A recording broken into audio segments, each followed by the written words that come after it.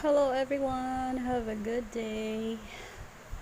Uh, how are you today? For today's video, guys, we're from the beach para magtampisaw saglit, no? Kasi it's my day off. So, ayan. Papakita ko sa inyo kung gaano kahirap umakyat pa uwi galing sa dagat. Ayan yung daanan namin pauwi. Sobrang tirik ng daan tsaka maputik. Kasi ito lang yung dagat na libre at walang bayad. So, maglalakad kami for almost 30 minutes galing sa bahay namin up to papuntang dagat. Actually, may kalsada sa ibabaw. Pero ayan, yun yung daanan namin. Gubat yung gilid. Tapos, mabato. Maputik na mabato. Kaso, may mga gamot pang kahoy.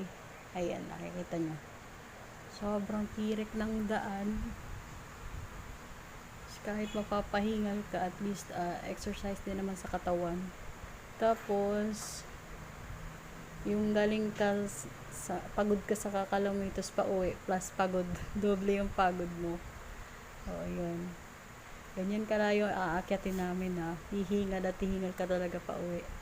Pero sulit naman kasi nag-enjoy, lalo yung mga bata. So, ayan dito, papunta na nasa kalagitnaan na ako, no, paakyat. Diyan banda, last na daan na lang to na paakyat. Pagdating doon sa taas, medyo patag na siya. Ayan. Yung mga kasama ko nauna na kasi mabilis silang maglakad sa akin. Ako hingal na hingal ako this time. Sobrang pagod pag akyat, no, kasi ito talaga yung pinakaayaw ko dito, yung pauwi, kasi paakyat. Okay lang kung papunta ka pa lang kasi hindi siya nakakapagod. Pero pag pauwi na, ayan, sobrang nakakapagod yung pag-akyat. Ayan, tapos ang haba-haba pa ng lalakarin mo. Diba? Pero in fairness, ang ganda ng kasi green. May mga siya, damo sa gilid. Hindi naman siya masyadong mainit kasi may mga kahoy.